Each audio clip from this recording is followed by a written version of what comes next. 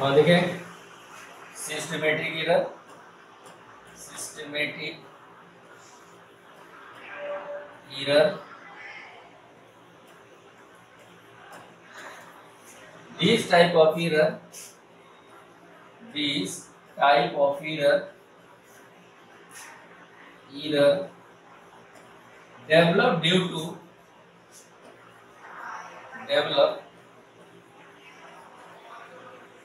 to high wind velocity, high wind velocity or high temperature, or high temperature or humidity in the atmosphere,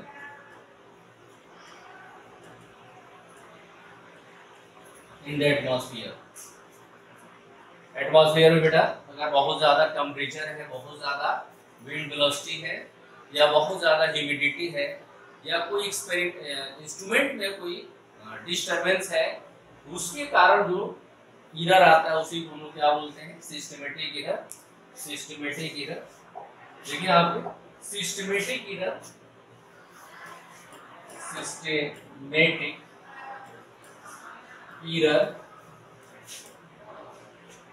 remove 100%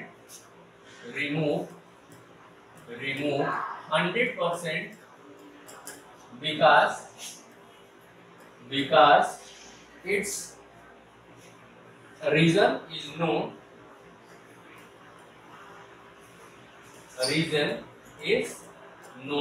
याद रखना बेटा, इस प्रकार के error को हम लोग 100% क्या कर सकते हैं? रिमूव कर सकते हैं, क्योंकि इसके रीजन के बारे में हमें पता है, कारण के बारे में पता है। फिर देखिए यहाँ पे gross error, gross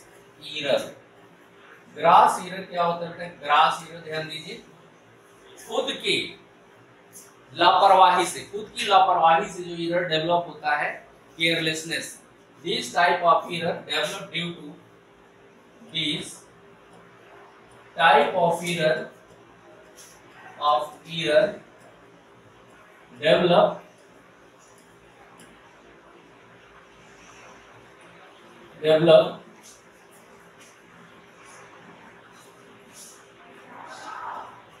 develop due to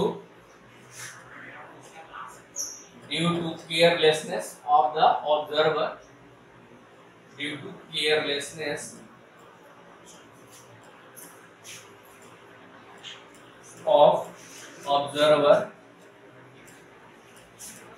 observer के केयरलेसनेस से ये प्रोड्यूस होता है, उत्पन्न होता है। It is also remove by 100%, it is also remove by 100%। 100% इसे क्या कर सकते हैं? रिमूव कर सकते हैं, क्योंकि बेटा इसके रीजन के बारे में हमें पता है, और इसलिए इस तरह के एरर को हम लोग 100% रिमूव कर सकते हैं। नेक्स्ट है random error. Random error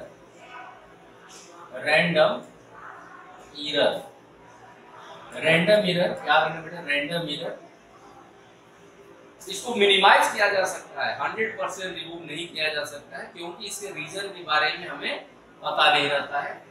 random error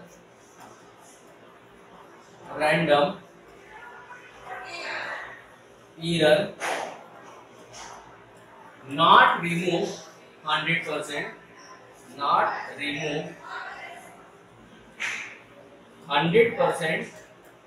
because its reason are unknown,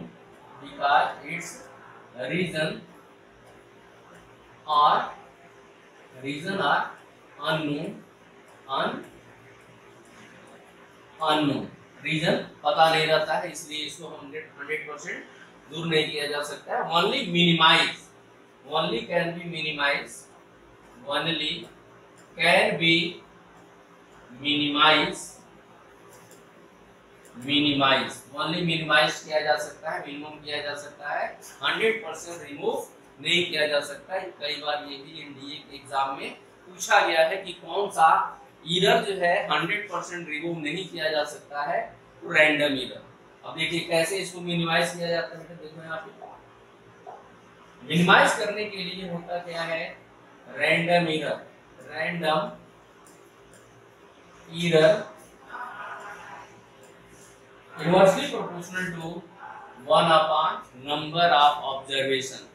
आप कोई भी एक्सपेरिमेंट करते हैं, देखो कई बार रीडिंग लेते हैं, रीडिंग लेकर के उसका एवरेज निकालते हैं। रीडिंग लेने का उद्देश्य क्या है, रैंडम एरर को क्या करना, मिनिमाइज करना। Number of observation, number of observation, observation, number of observation अगर ज्यादा है तो रैंडम एरर की वैल्यू कम होगी। बेटा अगर इसमें अगर ग्राफ लिया जाए random error and number of observation, कैसा ग्राफ आएगा, रेक्टेंगुलर हाइपरबोला, रेक्टेंगुलर हाइपरबोला याद रखना, रेक्टेंगुलर हाइपरबोला बोला। अब देखिए इसी एरर के 3 पार्ट होते हैं, रिलेटिव एरर, परसेंटेज एरर और एब्सोल्यूट एरर। देखें यहाँ पे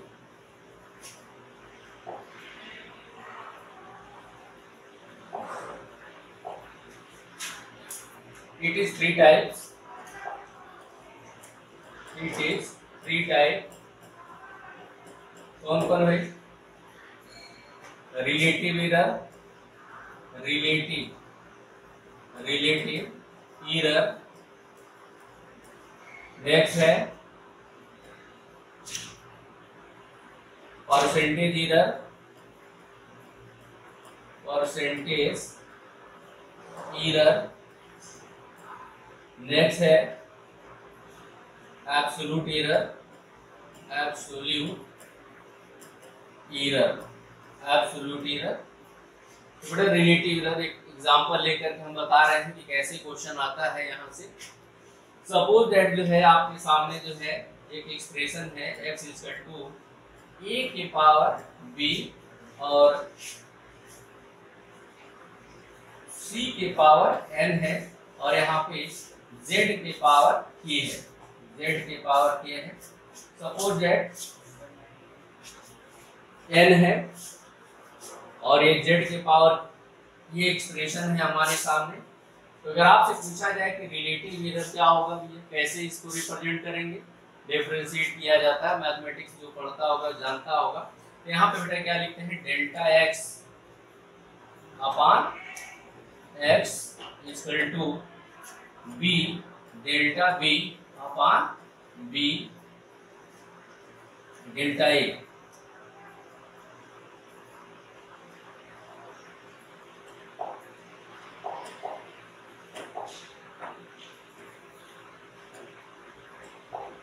b इंटू डेल्टा e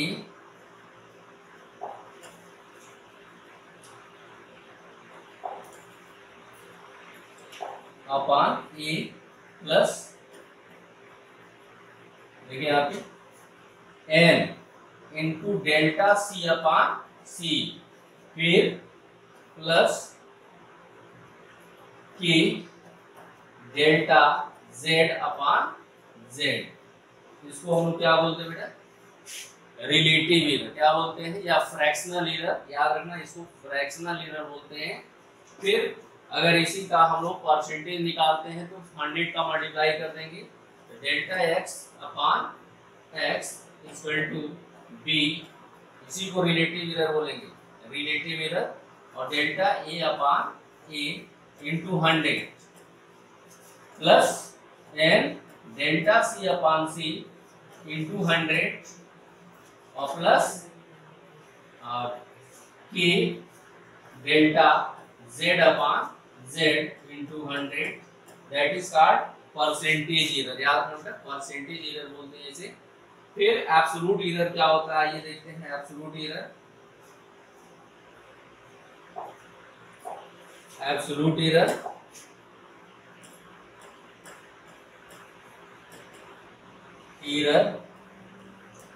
अभी मैंने लिखा था कि डेल्टा एक्स अपॉन एक्स, क्या लिखा था अभी, तो बेटा जो है यहाँ पे डेल्टा एक्स की वैल्यू को हम लोग क्या बोलते हैं, यहाँ पे लिखा था ना, बोलिए थोड़ा सा, B delta A upon A plus N delta C upon C plus ए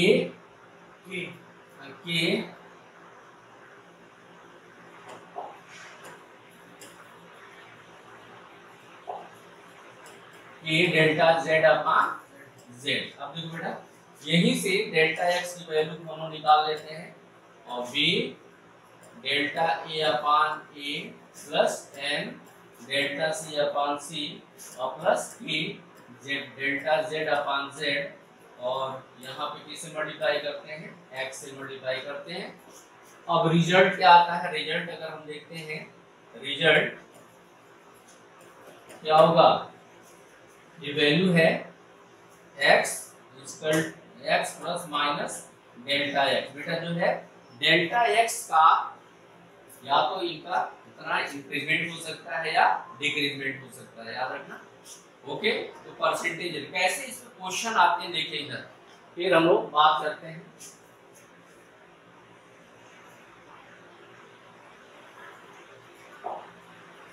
मान लो बेटा जो है आपके सामने जो है t equal to 2 pi root L by G है ना, आपसे कह रहा है it is the time period of simple pendulum, formula of time period of simple pendulum. आपसे कह रहा है कि वो ये स्टूडेंट जो है लेंथ को मेजर करने में 2% का एरर करता है, 2% का एरर करता है। फिर ग्रेविटी को मेजर करने में 4% का एरर करता है। तो आपसे पूछा जा रहा है कि what is the percentage error in the time period, percentage error in the time period. तो परसेंटेज एरर देखिए यहाँ पे हमने क्या लिखा भैया, इसको ऐसे भी लिख सकते हैं t इक्वल टू l की पावर 1/2 और g की पावर भी क्या लिख सकते हैं 1/2। फिर बेटा जो है यहाँ पे delta t upon t equal to 1/2 delta l upon l into 100 percentage plus 1/2 delta g upon g into 100। अब बेटा ये वैल्यू दे रखा, ये वैल्यू दे रखा कितना percent, 2%। Delta T upon T कितना हो जाएगा 1/2 इंटू 2 प्लस 1/2 इंटू 4, कैंसिल हो गया, परसेंटेज इधर निकल रहा है 1 और प्लस 2, आंसर क्या आ गया 3%। बिल्कुल सिंपल क्वेश्चन कंप्लीशन में आता है। ओके, मान लो बेटा जो है यहाँ पे d equal to m upon v है। आपसे कहा जा रहा है कि मास को मेजर करने में, देखिए क्वेश्चन, ठीक है, a student to measure the mass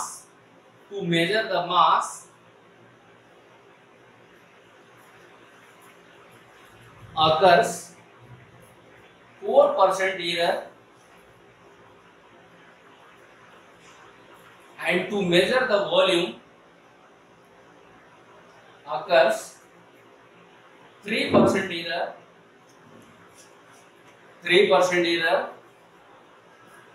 then find the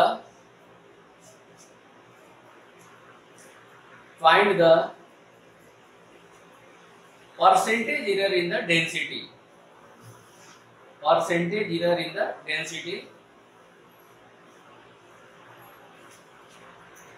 percentage कितना आ रहा है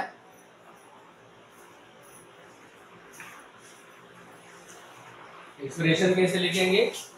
delta D upon D delta M upon m m into 100 plus delta v upon v into 100। ये वैल्यू रख दीजिए, आंसर आ जाएगा।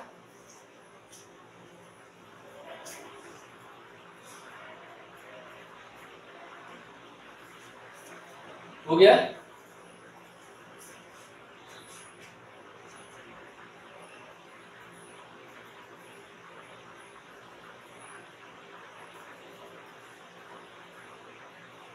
कितना? अरे वैल्यू रखो, कितना रखा है?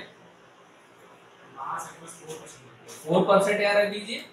और वॉल्यूम मापने में कितना परसेंट है? इधर 3%। ऐड कर दो, कितना हो गया? 7%। आंसर हो गया। अगर यही पे देता कि कोई ब्लॉक है और उसके एक लेंथ को मापने में 2% एरर हो रहा, देन डेंसिटी मापने में क्या करेंगे? देखो बेटा, क्या रहा है? ये ब्लॉक है और यहाँ पे L क्यूब भी लिख सकते हो डेंसिटी को लिए, length into breadth into height.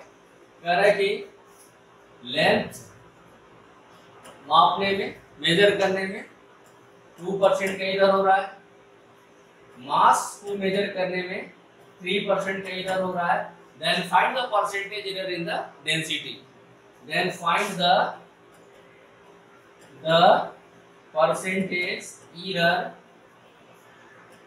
In the density. क्या करेंगे? Representation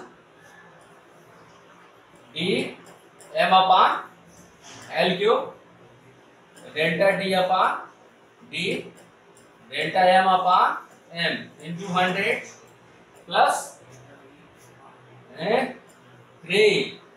delta L upon L into 100। Value रख दीजिए।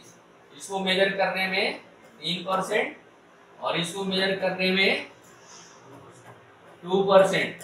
कितना हो गया? और 6%। टोटल आंसर कितना आ गया? 8%। 9%। 9 लिख लीजिए, 9। ओके।